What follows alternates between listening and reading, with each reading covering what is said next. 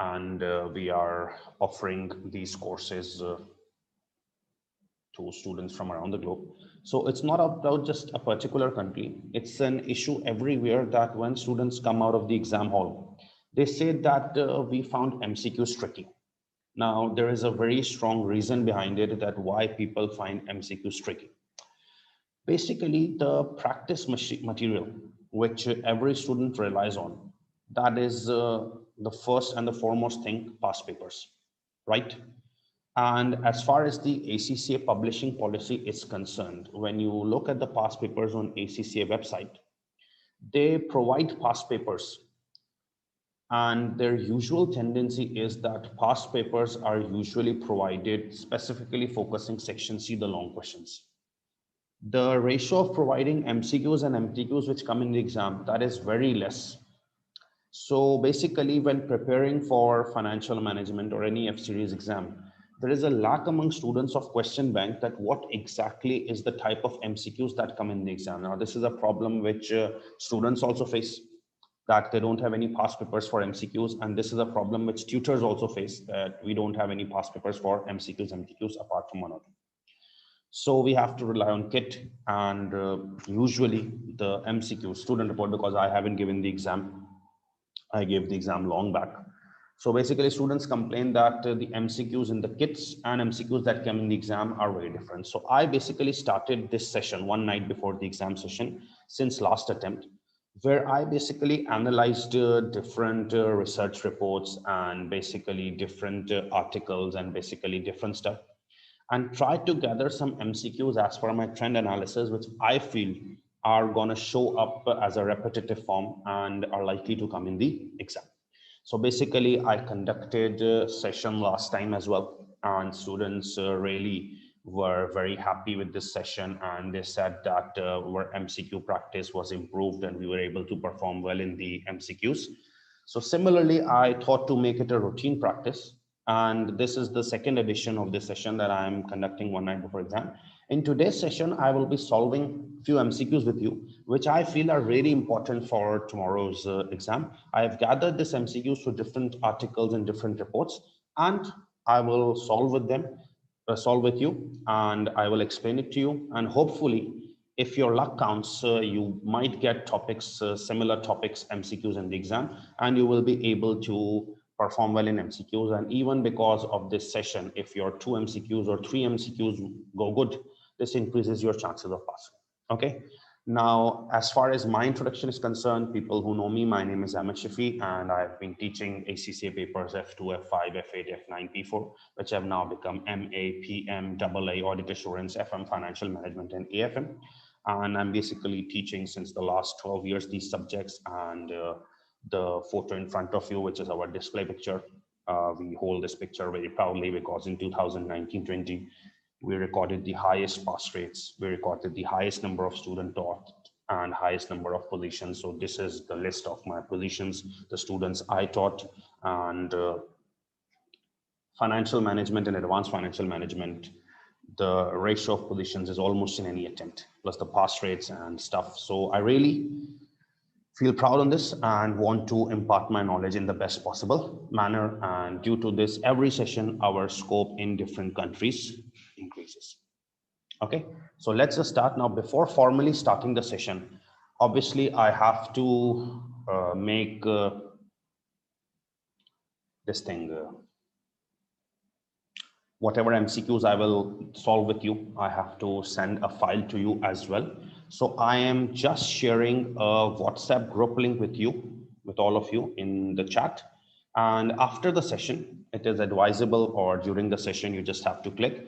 You need to join this group so that the file I share in that, even if someone is able to go out of the session due to any issue during the class, he will be able to read those MCQs. And if you need it before the exam in the morning, you might be able to grasp it. Okay. So just sharing that WhatsApp group link, and then we will start.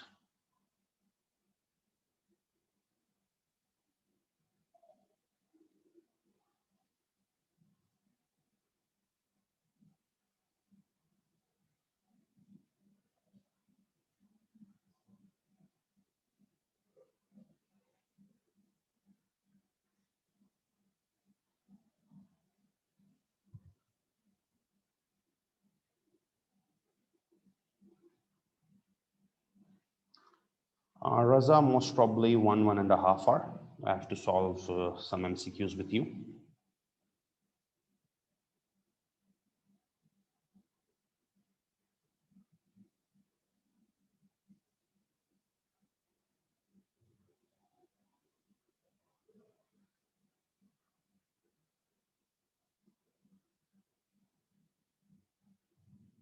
No, Adil, this is only for MCQs, not for part C questions.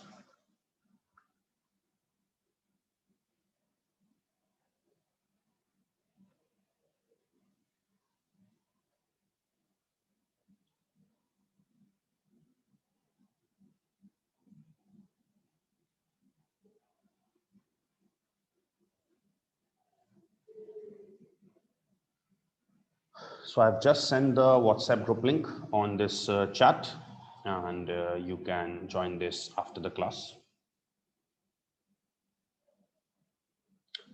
So let's start now.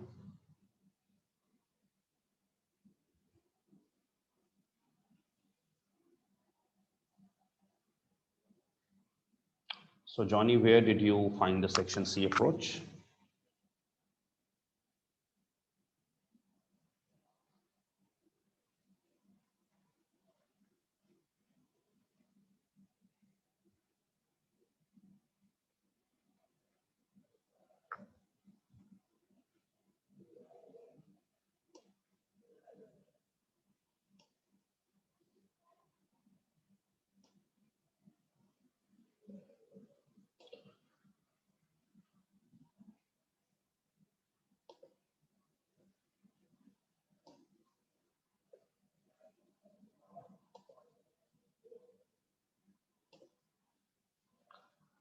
The group will also help you that in case you need to ask any questions, you can ask after the class. Now, without wasting time, we should start the preparation of MCQs. Now, disclaimer in the start that don't consider that these MCQs mean that they are going to show up in the exam or stuff like that. It's just my analysis that these are the MCQs preferred by the examiner in the previous classes or previous exams. So most probably, as per my analysis, that I personally think that they will be helpful for you, and you should do it before going in the exam. I will share the file as well with you. Okay.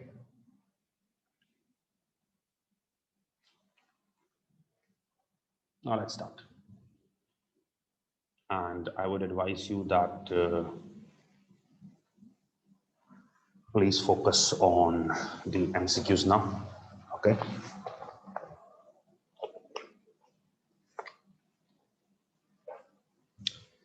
Okay. So basically, question number 1, which I consider as an important MCQ for the exam. Increasing which two of the following would be associated with the objective of shareholder wealth maximization?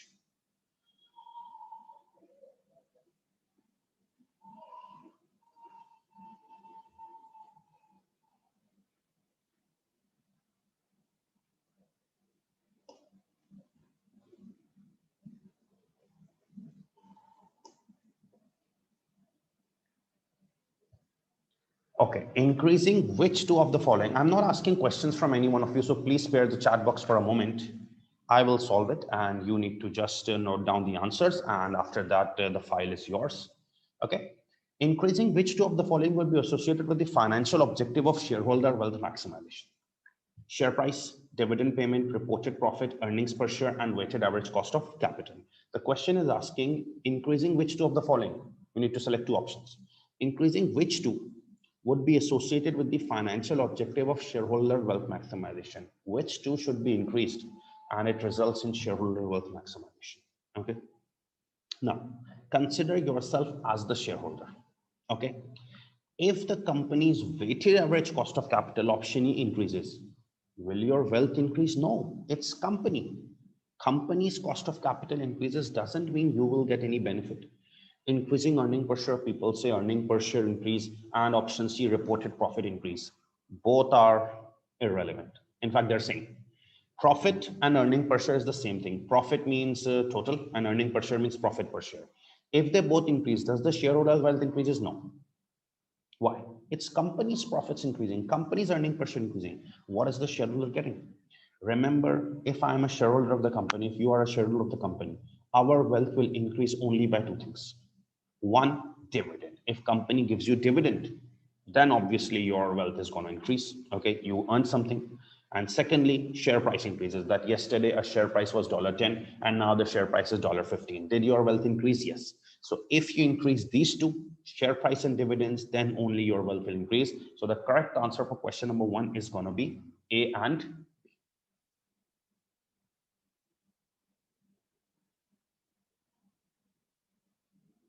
Okay.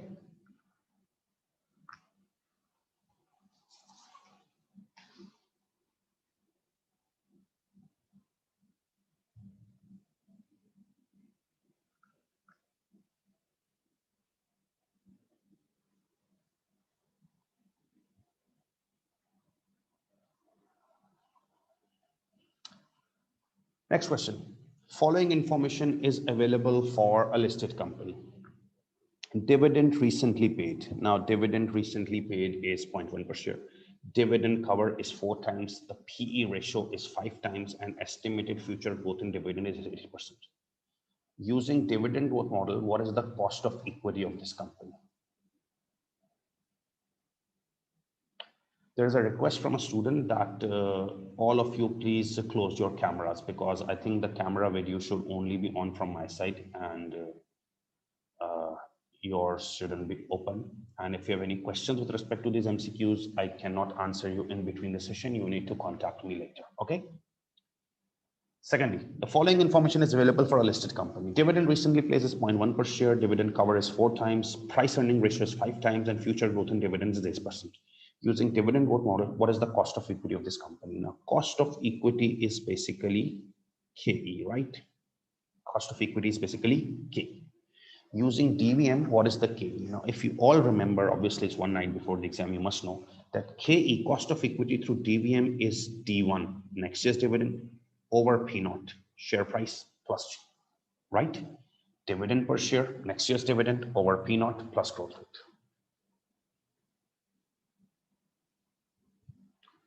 Now, what is the growth rate? Growth rate is 8%, 0.08. Okay.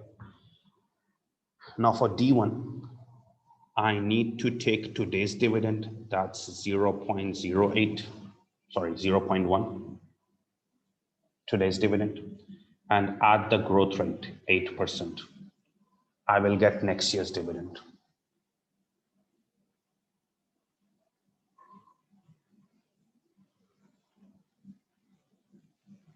It's 0.108. Okay, we all know that next year's dividend is generated in this manner, that it's 0.108. Today's dividend, add growth, we get next year's dividend over share price and the growth rate, that is 8%. Now, how do you get the share price? How do you get the share price? Okay. Now, check this. Dividend cover is basically earning per share over dividend per share. Okay, dividend cover is basically earning per share over dividend per share. Okay.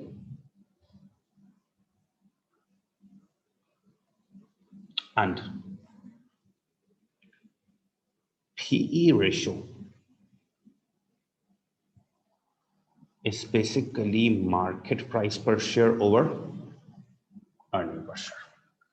Okay, dividend cover is basically earning per share over dividend per share. Okay, and market price per share over earning per share is basically PE ratio.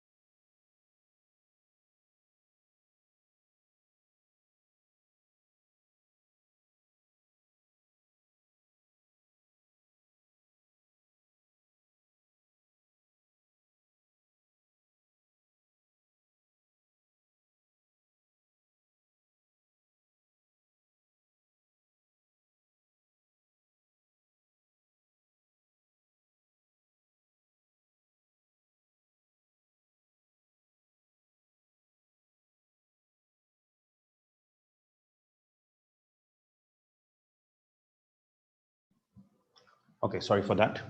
Now, in this question, I was being asked to find cost of equity for the company, KE for the company, right? Under DVM, KE is D1 over P naught plus C.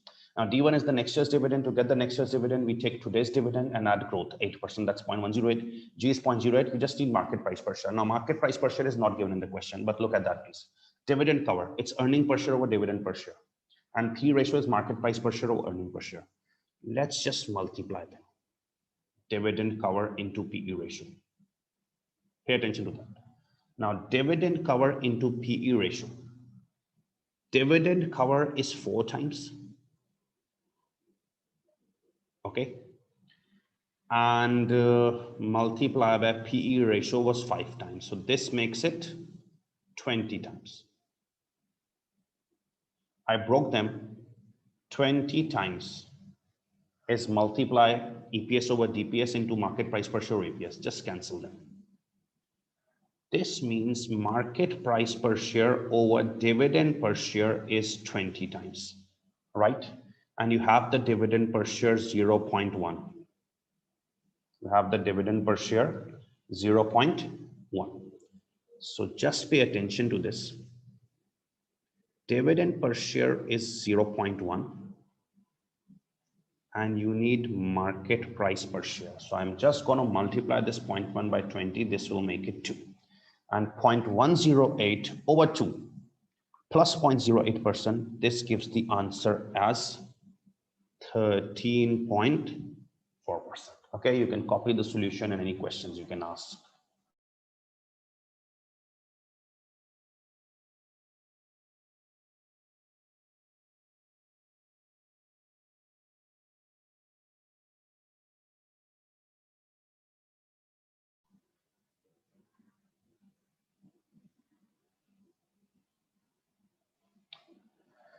So it's just the thing that when you talk about cost of equity and a dividend valuation model, it's simply D1 over P naught plus G. So D1 was the next year's dividend. It's 0.108.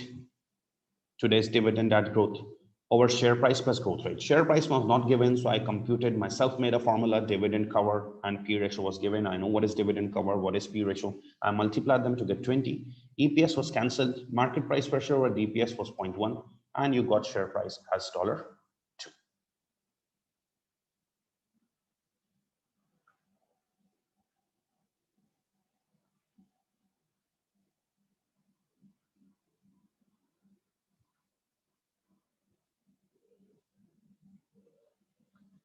So Sabah, market price per share over 0.1, the dividend per share was 20. So you just multiply 0.1 by 20 to get the market price per share.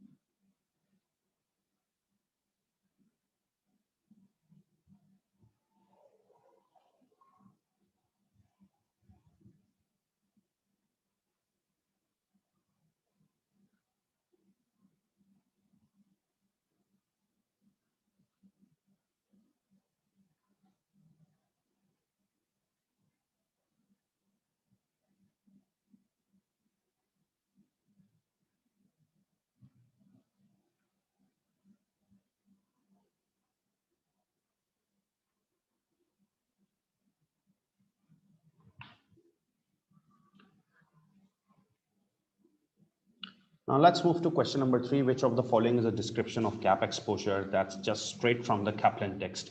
What is gap exposure? You might have studied this in interest rate risk management. Okay, gap exposure is how much interest rate risk companies facing from borrowings and deposits. And the name of borrowing was interest sensitive liabilities, and the name of deposits was interest sensitive assets, because deposits are assets and liabilities are borrowings. So the difference between deposits and borrowings is the exposure companies facing in interest rates. So the correct answer of this is going to be B.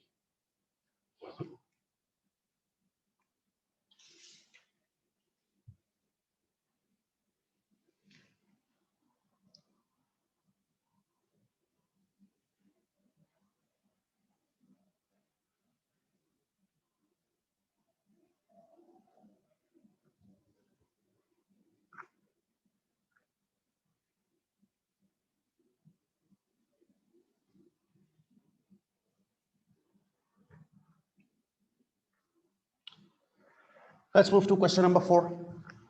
Again, regardless of the questions are difficult or easy or normal, you must practice them before going to the exam hall, because as per the recent reports, I personally feel these have the chances of getting repeated. A company is appraising the 3-year project, which requires an initial outlay on 1st January 2004 of 30,000. The project is expected to give the following cash inflows on 31st December each year. Okay, so 10,000, 20,000, 25,000, all of the above cash flows are before taking account of specific inflation of 5% per year. They are before inflation. Okay, and real cost of capital is 4%, nominal cost of capital 14%. Okay, using nominal approach, what is the NPV? So it's simple that it's 0 and 3 cash flows. Okay, so the investment was 30,000, and in year 1 you were getting 10,000, which was before taking account of inflation. So 5% per year means 1.05. It's 10,500. And in year 2, the amount was 20,000 before taking account of inflation. So in year 2, the inflation is 5% per annum. So in year 2, it will increase by 2 times. 22050. And in year 3, it's 25,000. 5% per year means it will inflate 3 times. 28940. So these are the inflated cash flows. Okay, and you need NPV, so multiply with the discount factor. Since you have inflated, you need to take nominal 14% 1. In the tables I see 0.877, 0.769 and 0.675. Multiply them to get the present values.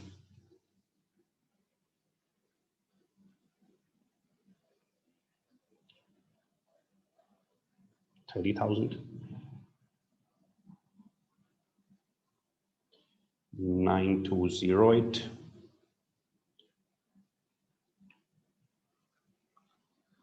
16956, 19534.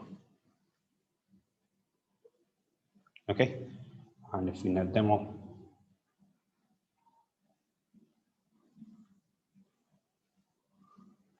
the NPV is 15,700 approx positive.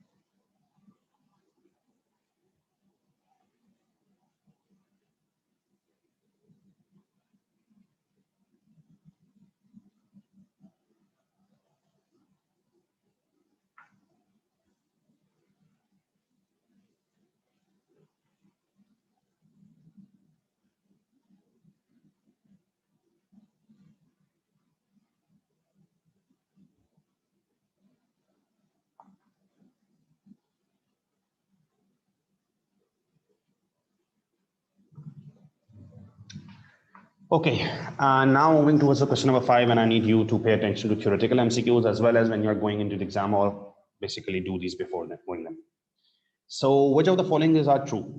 A conservative working capital investment policy implies a higher proportion of permanent current assets to fluctuating current assets, and long-term finance is cheaper than short-term finance. Okay, now which one is correct? 1 only, 2 only, 1 and 2 are correct, 1 and 2 are incorrect. Now this conservative working capital policy, basically you studied 3 policies in working capital if you have gone through the study text. Okay, 1 aggressive policy of working capital, then conservative policy and moderate policy.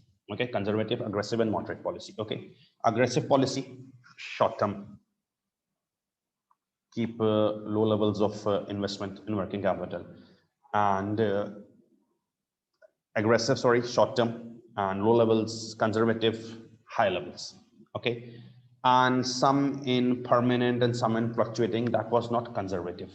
That was basically moderate. Okay, the statement one is saying about moderate, that's incorrect. And second, long-term finance is cheaper than short-term finance, that's perfectly incorrect. Why? If someone is lending you for long-term, that's more risk for them. So more risk means he will charge more return. So long-term finance is more expensive than short-term. So correct answer is D.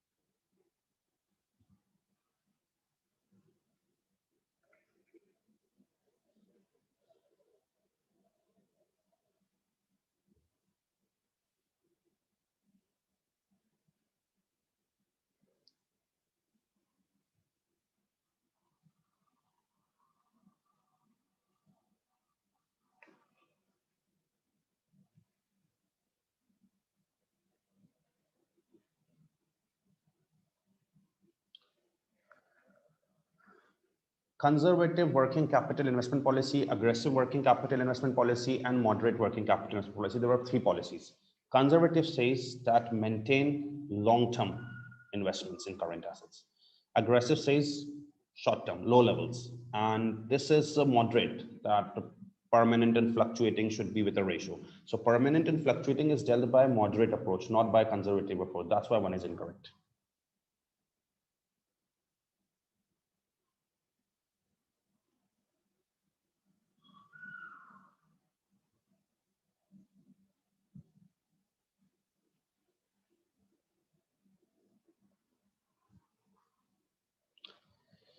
Now, this is an important question, and people usually ask me that how we should have dealt this question in the exam if it comes. So you are getting an opportunity to learn one more stuff here. Salmon Company is planning a 144 right issue. The value of right has been calculated as 0.4 per existing share. Okay, Salmon's market price is currently 7 per share. What is the theoretical extra price per share, TERP, and the right issue price per share? There are 6 options: 5, 5.4, 6.2, 6.67, and 7.4. You have to select what is the TERP and what is the right issue price per share. What is the TERP and what is the right issue price per share?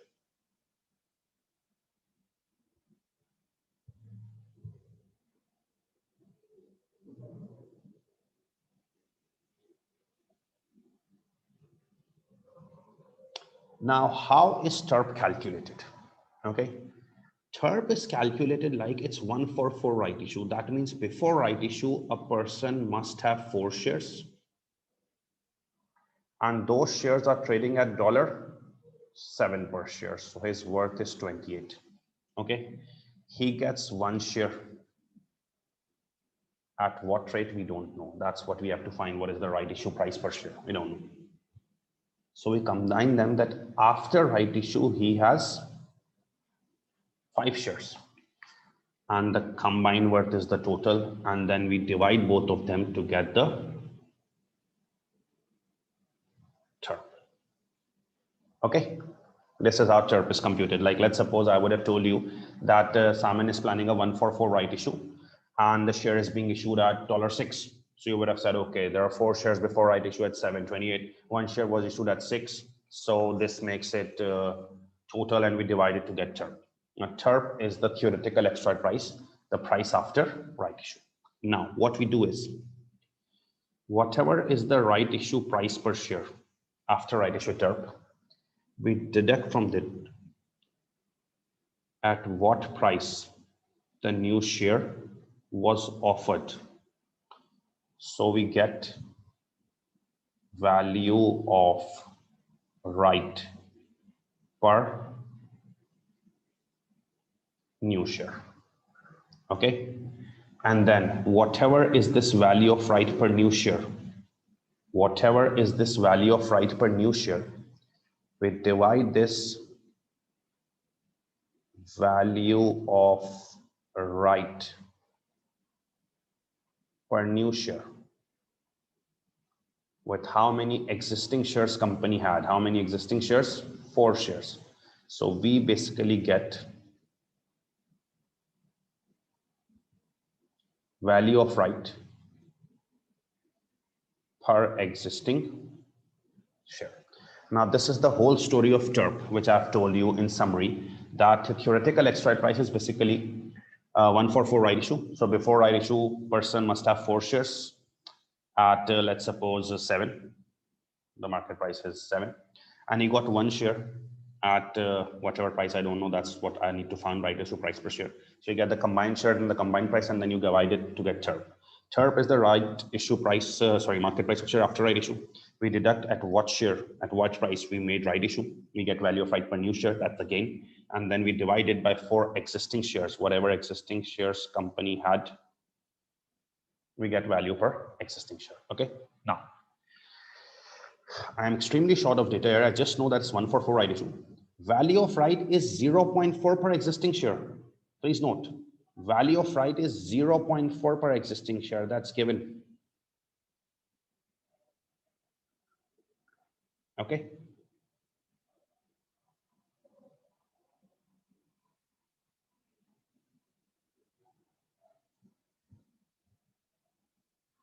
And our market price is currently 7 per share. So let's just start. I have to find what is the TERP and what is the right issue price per share. So I have 6 options. I need to work what is the TERP and what is the right issue price per share. Now kindly pay attention to what I'm saying. I have told you that value of right per new share divided by whatever existing shares. Value of right per new share is the gain the company got from new share. You divide it by existing shares, you get value of right per existing share. Okay, so value of right per existing share has already been given as 0.4 value of right per existing share. Okay, and there were 4 existing shares, right? Okay, so you can basically get the value of right per new share. Okay,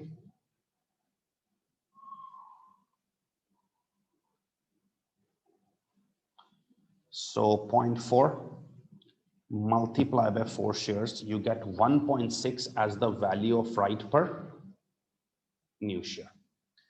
This value of right per new share is 1.6. I don't know the TERP, I don't know the right issue price per share, so how to get the TERP? Now, simply do one thing, find the right issue price per share. Once you get the right issue price per share here, you get the TERP, and that's it. But I don't know what is the right issue price per share. I need to check each and every option. That's a strategy. Use the options to find out. Let's suppose option 1 is right issue price per share is 5. Let's suppose right issue price per share is 5. So I basically do this, that 4 shares were trading at 7.28 and 1 share was issued, let's suppose, at 5. So this makes it 5. So after right issue, 5 shares are at 33. I get 33 for 5 shares divided by 5, 6.6. Let's suppose I believe 6.6 is the TERP. Now, if I say 6.6 is the TERP and right issue price per share is 5, 6.6 is the TERP and right issue price per share is 5. Do I get 1.6? Yes, 6.6 is the TERP and right issue price is 5. So do I get the value of right per new share as the gain 1.6 and I divide it by 4 shares, I get 0.4. That means right issue price per share is $5. My answer is verified. And the TERP which I calculated is 6.6. Now, if I use any other option, you try, use 5.4. If you use 5.4, I was lucky I got it in the first instance. If you use 5.4, your TERP would arrive. And if you will deduct TERP from right issue price per share, you won't get 1.6. You won't get 0.4. If you use 6.2, you can check, you will get a TERP. But if you will deduct the TERP from right issue price, you won't get 1.6. So the answer usage, option usage resulted in an answer of 6.6 and 5. You can note this and any queries you can ask.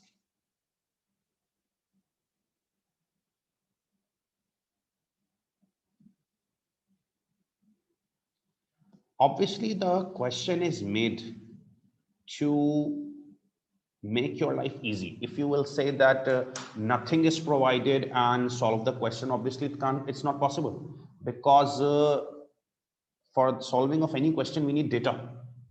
If you don't have data, you cannot solve simply.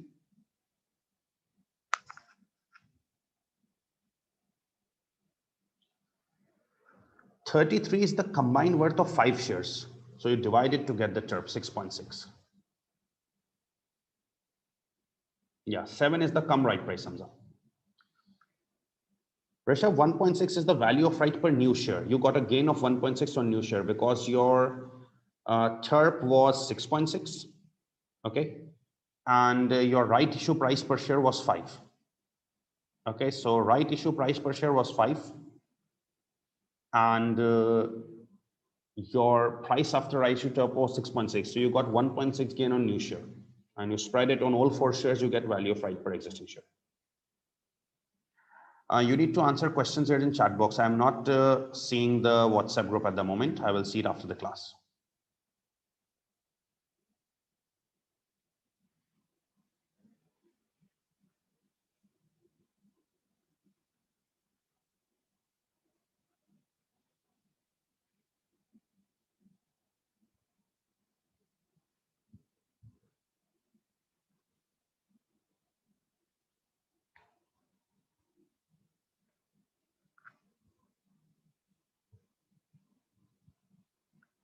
Osman, value of right per new share is the gain you got on new shares. We divided by the existing shares we have, we get value of right per existing share. Though the question gave us value of right per existing share as 0.4. We divided it 4 existing shares into 0.4, we get value of right per new share.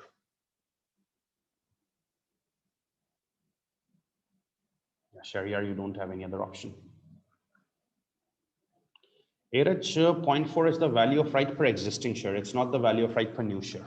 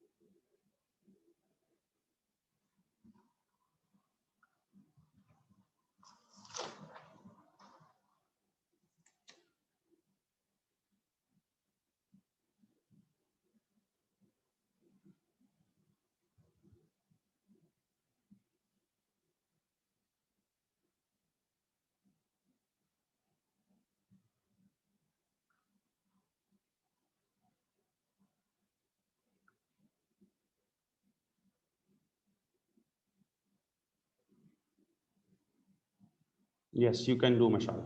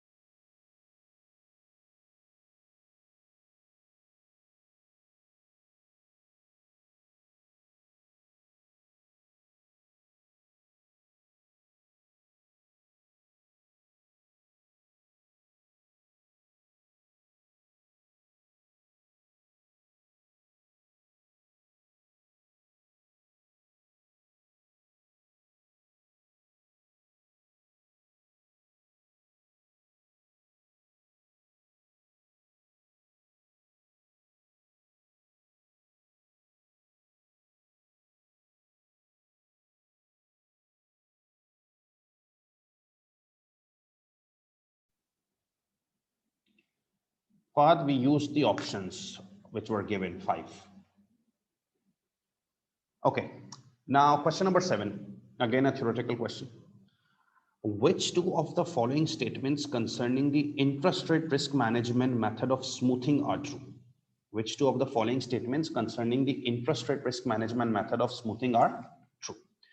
Now, if you have studied interest rate risk management, there is a method which we studied in interest rate risk management, or you studied in interest rate risk management, matching, smoothing, and FRS.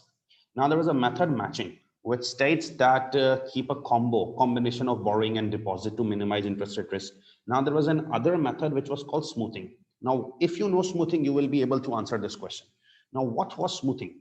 Smoothing was basically that you need to keep a combination of fixed and floating rate debt, so that if interest rates increase, the floating rate portion increases, but the fixed portion won't increase, and that is a saving. If you completely take the floating rate debt, and interest rates go up, you have to pay more interest. But if you have a combination of fixed and floating rate debt, interest rates increase, your floating rate portion would increase, but fixed won't increase. Okay. So, which two of the following statements concerning the interest rate risk management method of smoothing are true? Option: the debt portfolio will consist of a mixture of fixed and floating rate. That's what exactly smoothing is. That debt portfolio consists of fixed and floating rate. So option A, but you need to select which two. Interest payments will still increase if the interest rate rises. Yes. Even if you do smoothing, fixed and floating rate, even if interest rates increases, you still have some floating portion. So if floating rates will increase, interest rates will increase, you still have to pay higher interest. So A and B. Investments with a fixed cash flow will be financed with fixed rate debt. Smoothing doesn't talk about financing. Full benefit will be obtained from a fall in interest rates. If interest rates fall, you won't get benefit. Only there will be a loss because the floating rate portion would fall. Then net effect will be a payment. No, net effect can be payment as well as receipts. So option A and B are correct.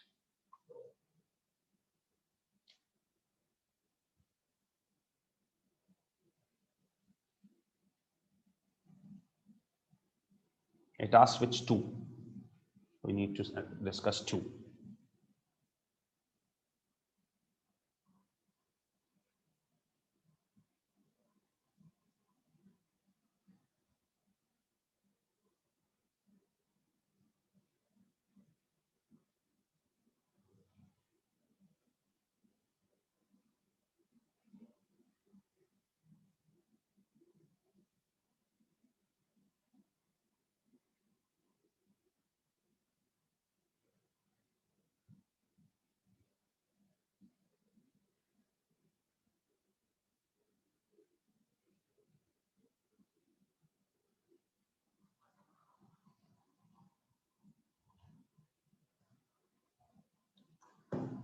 Floating rate basically means variable rate. So in variable rate, it happens when interest rates go up, more interest. If interest rates falls, less interest.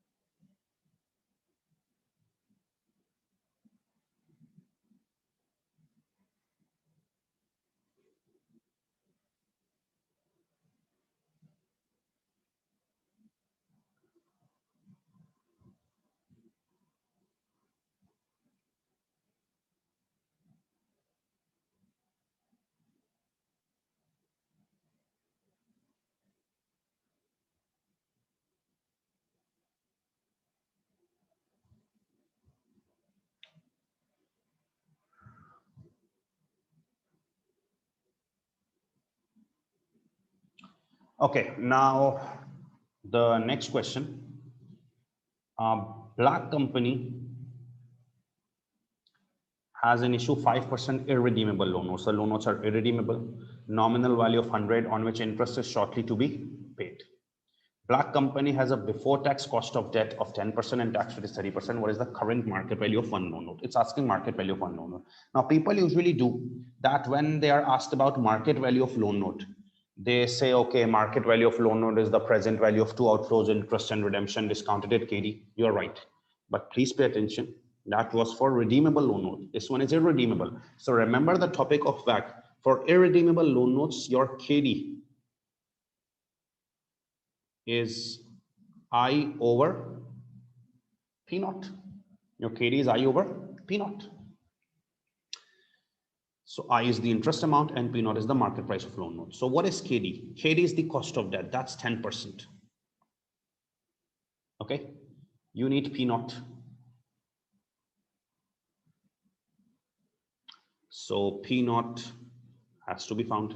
And I is the interest. 5% interest. 5% of what par value? 100. So it's 5. So you divide 5 by 0.1. P naught becomes 50. Okay.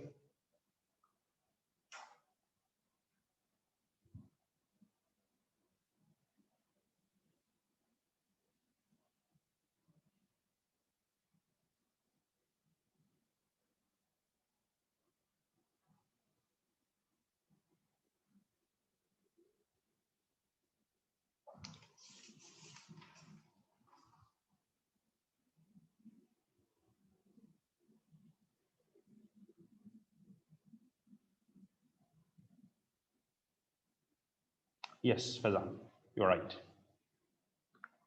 P naught goes there and 10% comes down.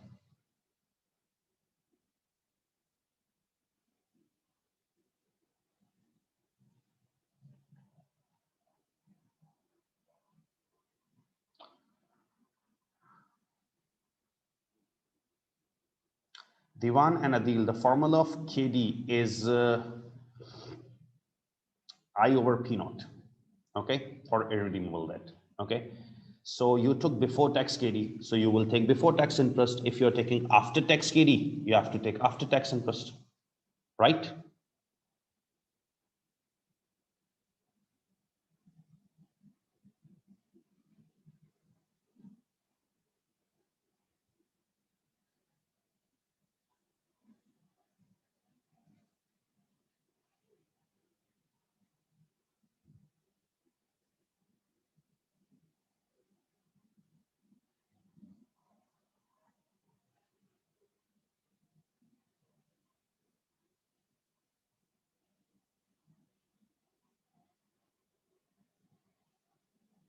Tax is only charged on interest. Market price has no link with tax.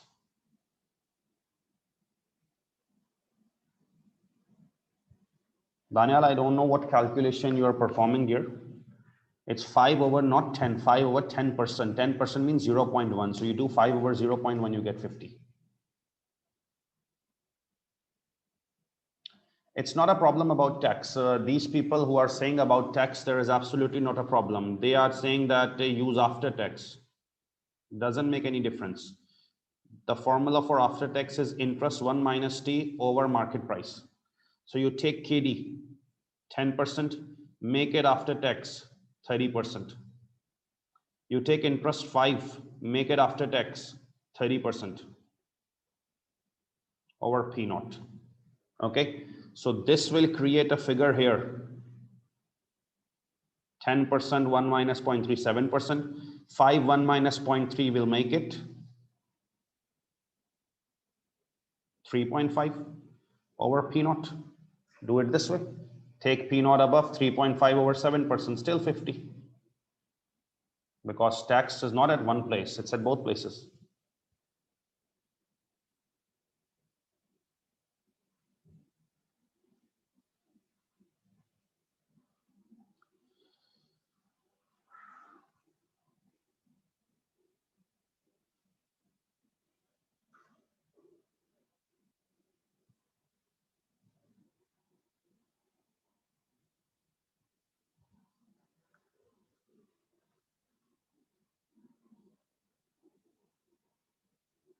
Market value is always quoted in X dividend or X interest form, right? So like when you are asked to calculate share price is always calculated on an X dividend basis. So market price is also always X interest, okay? Excluding interest, not including. Question number 9. A company that has a 14 million loan with a variable rate of interest has acquired a forward rate agreement with a financial institution that has offered a 4-11 2.85% at 2.35% spread. A company has a 14 million loan, variable rate of interest. It's a loan, right? Variable rate of interest. It has acquired an FRA with a financial institution that has offered a 4-11 2.85% that's 2.35% spread. Now, I hope one night before the exam, you know what is the meaning of these terms. 4-11 means it starts in 4 months and lasts for 7 months. 4-11 means starts in 4 months and lasts for 7 months, right? Like it's 3-6 starts in 3 months, lasts for 3 months. The gap is always for how long you will be needing loans. So it's 7 months. And 2.85% that's 2.35% means there are two interest rates. Lower is the deposit rate and higher is the borrowing rate. Because that's the rule in the banks. The borrowing is always at a higher rate than deposit rate. Okay. What would be the amount received from the financial institution under FRA if actual rate of interest was 3.75%? Okay. Now understand this FRA. FRA involves rate fixation, right? You have a 14 million loan. You need it for 7 months.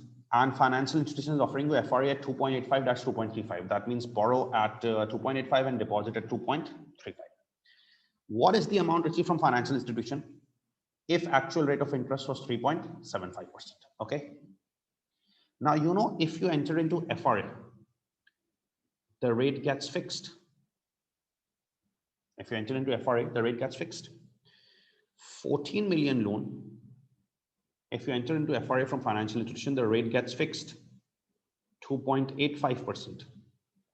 But loan redebit at 2.85%, this is for whole year. You need for 7 months, so you need to do it 7/12. Okay. So if you enter into FRA, the 14 million loan you need to take, the rate will be fixed 2.85%.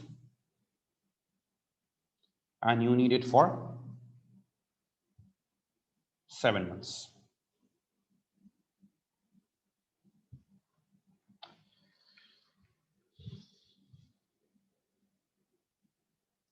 $232,750. That would be the rate fixed by the financial institution if you enter into FRA, because you will borrow at 2.85. You are not depositing, you are borrowing 14 million for 7 months. What would be the amount received from the financial institution in the terms of FRA if actual rate is 3.75? Now, if actual rate is 3.75%, if actual rate is 3.75%, the interest you have to pay is 14 million,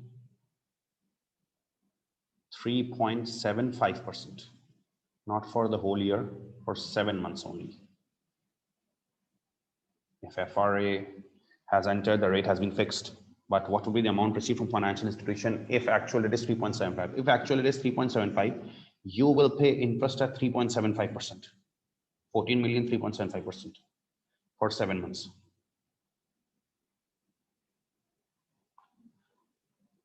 $306,250, right? If actual interest rate is 3.75, you have to pay 3.75. But in FRA, you have committed with the institution that your net cost is fixed at 232,750. So actual rate is 3.75. You have to pay 306,250. But from the financial institution, you have committed that your net cost is 232,750. So you will receive the money from financial institution because they fixed the rate at 232,750, and now the cost is 306,250. So they have to pay the difference. That will be your gain, 73,500, and that's your answer. This amount financial institution has to pay because they locked the rate at 2.85 and the market rate is 3.75. So they have to pay you the difference, 73,500. Your net cost remains 232,750. Okay, so 73,500 is the answer.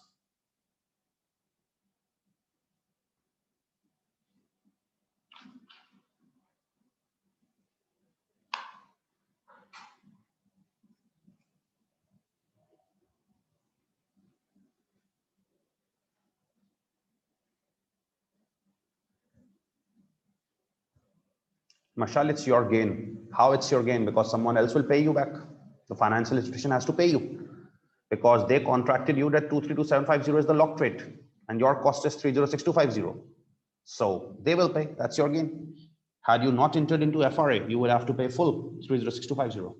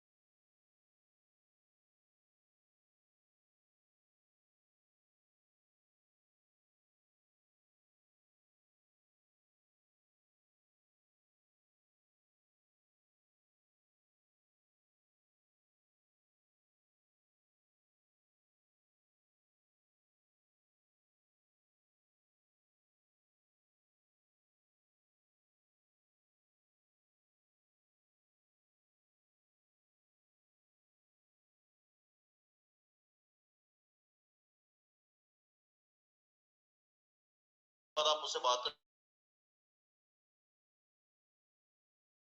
ताकि 2 घंटों में एक topic जो है अच्छा खासा उससे पूरा किया जा सके.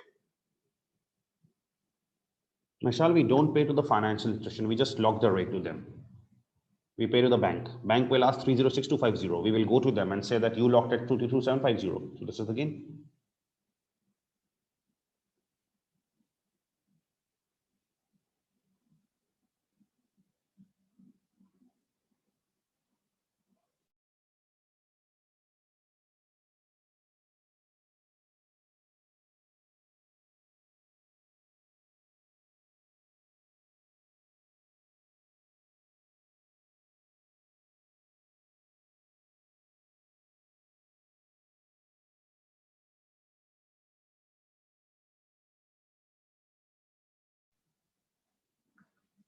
Amir, obviously they have to pay.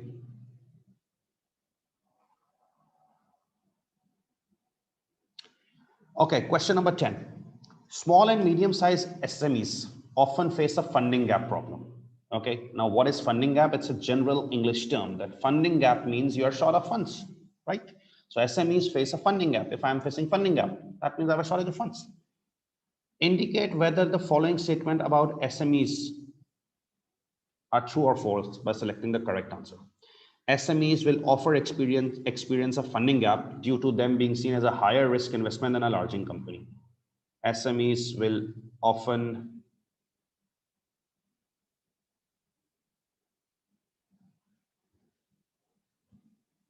Rishavar, thank you very much for the comment.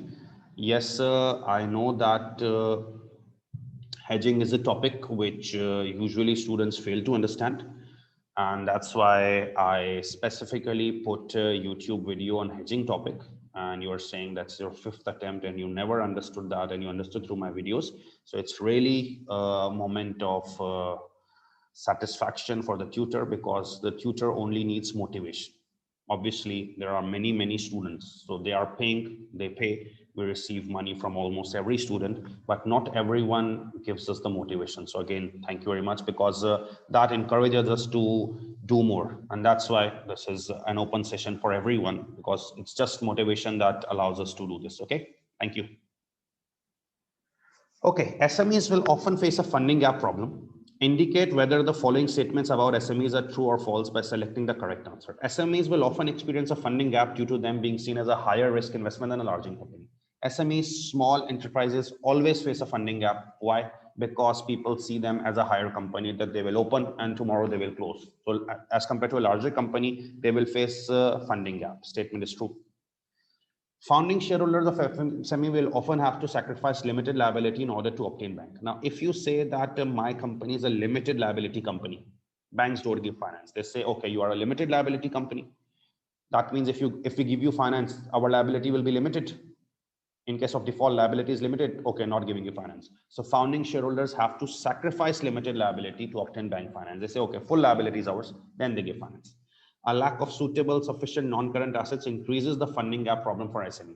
SME don't have too much assets which they can mortgage. So this also increases the funding gap. This is also true. So all these statements are true.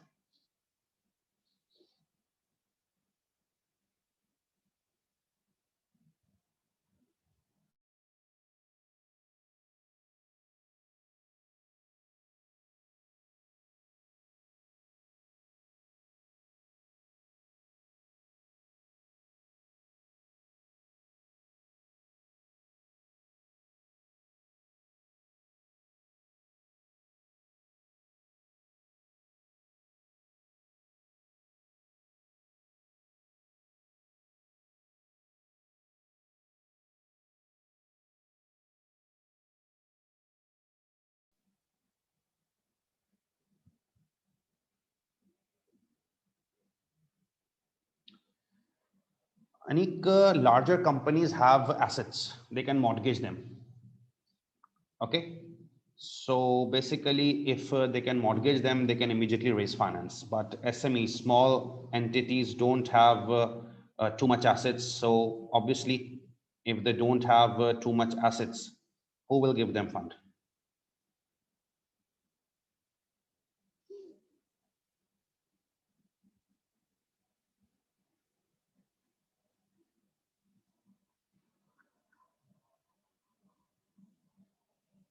No, no, Raza.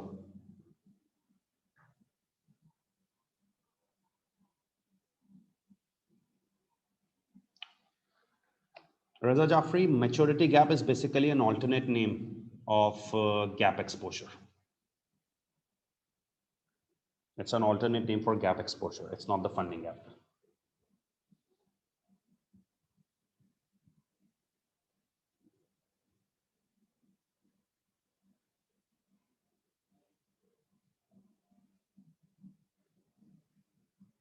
Okay, so I am now done with these 10 MCQs. So I will be ending this session now. Now I have research and there are my research is in progress and I might be having 4 or 5 more MCQs shortly from my research papers.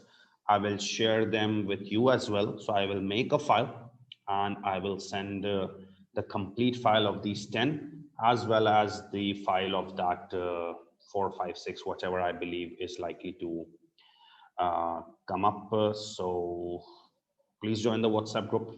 I would be really appreciating if someone shares the link for others again, because I have to go through the whole chat to get the link again. So please share the link of the WhatsApp group. I will be sharing the file with complete answers. Yes, Mamoon, obviously with the answers. Thank you, Raza. So obviously I will be sharing them with the answers. And I would again strongly advise you that before going to the exam, just go through them. Maybe your luck counts and they get repeated. Okay.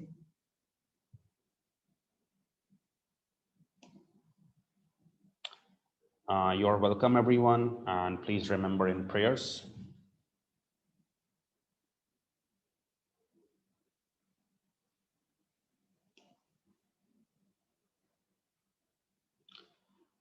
Beshram, you can go to my YouTube channel and you can see there about this hedging. Okay, so now we will communicate on the WhatsApp group. Thank you.